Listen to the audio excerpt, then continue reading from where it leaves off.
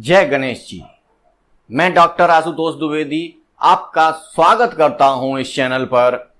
हम लोग ज्योतिष का अध्ययन कर रहे थे, यानी कि फलित ज्योतिष के अध्ययन के क्रम में आज हम लोग लेकर आए हैं राशियों का स्वभाव, राशियों का एक विभेद किया गया है, राशियों का एक वर्गीकरण किया गया है और उस वर्गीकरण के हिसाब से या वर्गीकरण के आधार पर राशियों को स्वभाव में बताया जाता है कि इन राशियों का स्वभाव कैसा होगा।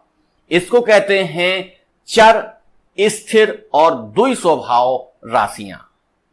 कौन सी? चर, स्थिर और द्वि स्वभाव राशियां।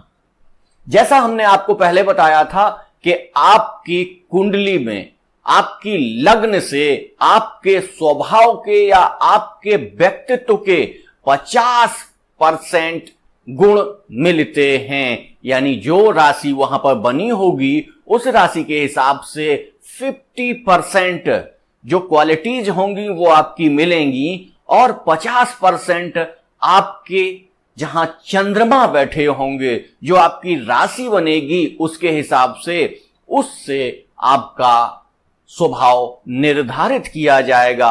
50-50% गुण उसमें मिलते हैं और उन गुणों के आधार पर ही वर्गीकरण किया जाता है। अब हम लोग देख लेते हैं कि हमारे पास राशियां कितनी हैं? 12, जिनके बारे में हम डिटेल आपको बता चुके हैं। उन राशियों में 3 आधार पर वर्गीकरण है। कौन कौन सा? चर, स्थिर और द्वि स्वभाव। चर का मतलब होता है बहुत तेजी से काम करने वाला, यानी कि यंत्रवत। यंत्रवत कैसा? कि यदि व्यक्ति को आदेश दिया, यानी कि फोन में आपने किसी एप्लीकेशन को क्लिक किया, जैसे ही आपने क्लिक किया वो तुरंत फोन चलने लग जाता है, तुरंत फंक्शन करने लग जाता है उसके लिए। ऐसे ही जो चर राशियां होती हैं वो तुरंत आपके आदेश का पालन करती हैं और तत्काल उस कार्य में लग जाती हैं जिसका आदेश उन्हें प्राप्त हुआ है। और जो स्थिर राशियां होती हैं वो क्या करती हैं? जो स्थिर राशियां करती हैं कि वो अपनी बुद्धि का इस्तेमाल करके या बुद्धि का प्रयोग करके, बुद्धि का प्रयोग करते हुए वो कार्य को प्रारंभ करती हैं थोड़ा देर से, यानी कि लेट, सोच समझ के। विचारशील प्राणी होते हैं ऐसे लोग और कभी कभी इनको बड़ा धीमा माना जाता है क्योंकि ये कार्य बहुत देर से प्रारंभ करते हैं। और तीसरी कौन सी राशियां हैं? वो हैं द्वि स्वभाव।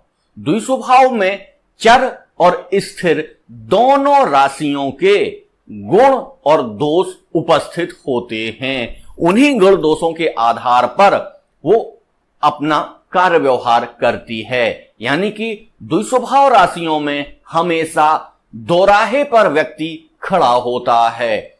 जो राशियां द्वि स्वभाव हैं वो उन राशियों के जातक अपना कार्य प्रारंभ तो जल्दी कर देते हैं, लेकिन उस कार्य को करने के पश्चात वो बहुत सोच विचार करते हैं कि यदि ऐसा हुआ होता तो ये ना होता, यदि ऐसा हुआ होता तो ये ना होता। ठीक है, इसीलिए वो उसमें रह के बहुत परेशान रहते हैं। लेकिन एक कहावत है कि यदि बुआ को मूछें होती, पुरानी कहावत है, अब वो नहीं उतना लागू होगी, लेकिन कहा जाता है कि बुआ को अगर मूछें होती तो वो बुआ नहीं होती, चाचा होते। ठीक है, लेकिन आज तो मूछें हटाने का पुरुष भी मूछें हटा देते हैं, तो वो कहावत यहां पर उतनी लागू नहीं होगी। लेकिन जब हम किंतु परंतु करने लगते हैं, वो किंतु परंतु यदि ना हो तो ये समाज चले ही नहीं, वो परेशानियां, वो व्यवधान आए ही नहीं। सारा का सारा यंत्रवत हो और व्यक्ति सारे अच्छी अच्छी चीजें करता चला जाए, लेकिन ये समाज है, ये यंत्रवत नहीं चलता है, ये साइकोलॉजिकल है। मनः स्थिति पर चलता है और इन मनः स्थितियों पर चलते हुए कहीं ना कहीं वो एक विस्तार लेता है। चलिए आइए देख लेते हैं कि चर राशियां कौन कौन सी होती हैं। चर राशियां मेष, कर्क, तुला और मकर, इन 4 राशियों को चर राशियां माना गया है। कौन सी? मेष, कर्क, तुला और मकर। दूसरी राशियां हैं जिन्हें स्थिर में रखा गया है, वो कौन कौन सी हैं? वो हैं वृषभ, सिंह, वृश्चिक और कुंभ। ये राशियां स्थिर राशियों के अंतर्गत आती हैं। और अब तीसरी बचती हैं द्विस्वभाव राशियां। द्विस्वभाव राशियां कौन कौन सी हैं? मिथुन, कन्या, धनु और मीन। ये राशियां द्विस्वभाव हैं।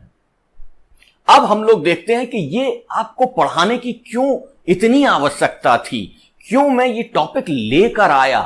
बहुत छोटी सी चीज थी, 2 मिनट में मैं किसी भी वीडियो में समझा देता, लेकिन ये बहुत ही इंपॉर्टेंट है। लेकिन इसकी महत्वता कहां है, इसका उपयोग कहां है, उसको आपको समझ लेना पड़ेगा।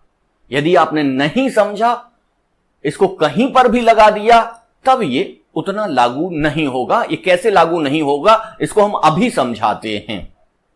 जैसे जो चर राशियां हैं मेष, कर्क, तुला, मकर, ये क्या है? ये यंत्रवत कार्य करती हैं। यानी जैसे ही इनको आदेश मिला और ये आदेश का तुरंत पालन करते हैं, देर नहीं लगाते हैं। आदेश का तुरंत पालन करने के लिए ये तत्काल कार्य प्रारंभ कर देते हैं और बहुत तेजी से उसका परिणाम नहीं सोचते हैं, परिणाम नहीं देखते हैं।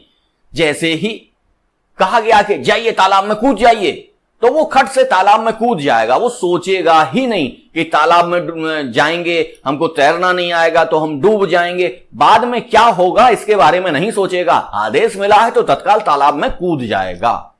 और दूसरी जो राशियां हैं स्थिर राशियां, कौन कौन सी हैं? वो वृषभ, सिंह, वृश्चिक और कुंभ। ये क्या होती हैं? विचारशील राशियां होती हैं और धीमे कार्य करती हैं। जैसे ही इनको आदेश मिलेगा, सबसे पहले ये विचार करेंगे कि अरे मुझे तो तैरना आता नहीं है, मैं इस तालाब में कूद जाऊंगा तो मैं डूब जाऊंगा तो फिर मेरी जिंदगी खत्म हो जाएगी। और मैं इनका आदेश क्यों मानूं? इनका आदेश ना मानने पे हमें क्या नुकसान है? नौकरी चली जाएगी तो हम कोई और व्यापार कर लेंगे, लेकिन जिंदगी ज्यादा जरूरी है। हम नौकरी क्यों कर रहे हैं? जिंदगी के लिए कर रहे हैं।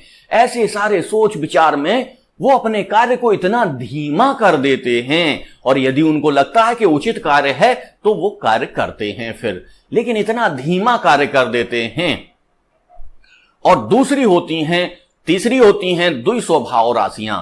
अब द्विस्वभाव में क्या है कि वो हमेशा एक दोराहे पे खड़े रहते हैं।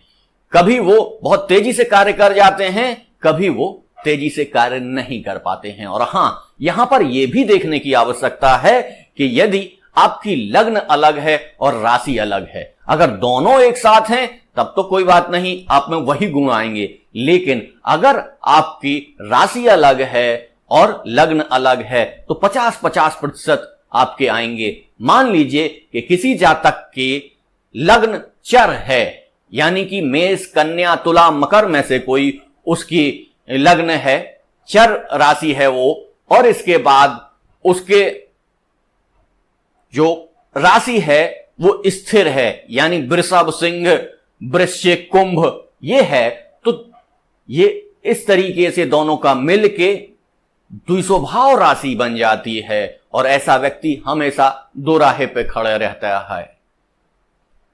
ऐसी स्थितियों में आपको देखना पड़ेगा कि क्या स्थितियां बन रही हैं और क्या स्थितियां हो रही हैं, और ये किस तरीके से ये टॉपिक आपके लिए लाभदायक है। जैसे कई लोग कहने लगते हैं कि जब नौकरी में व्यक्ति जाए तो उसकी कुंडली देख लेनी चाहिए, और जो जातक चर राशि के हों, चर लग्न के हों, उन्हीं को सेना में लेना चाहिए, उन्हीं को पुलिस में लेना चाहिए। अरे भैया, ये सेना पुलिस के लिए नहीं है, वहां हम कुंडलियां देखने के लिए नहीं बैठेंगे। सेना, पुलिस, इन सब का एक मैकेनिज्म है जिसके आधार पर वो अपने यहां नियुक्तियां करते हैं। उनके पास एक साइकोलॉजिस्ट बैठा हुआ है। एक एक्सपर्ट बैठा हुआ है, एक उस बोर्ड का अध्यक्ष बैठा हुआ है, वो सारे लोग देख समझ के उनकी फिजिकल टेस्टिंग करने के बाद फिर उस जातक को सिलेक्ट करते हैं।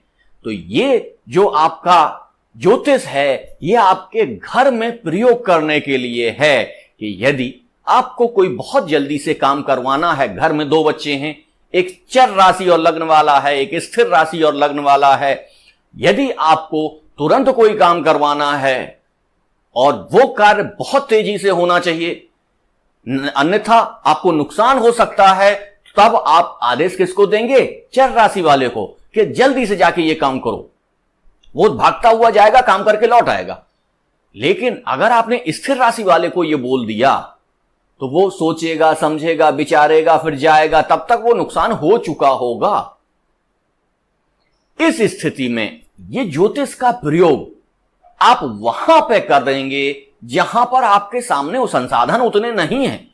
अब आप कहिए कि डीएम के यहां जो प्रशासनिक कर्मचारी लगे हुए हैं, डीएम साहब उनकी कुंडलियां मंगाएं, कुंडलियां चेक करें और उन कुंडलियों में जो चर राशि के निकले उनको तेजी से काम दें, ज्यादा काम दें।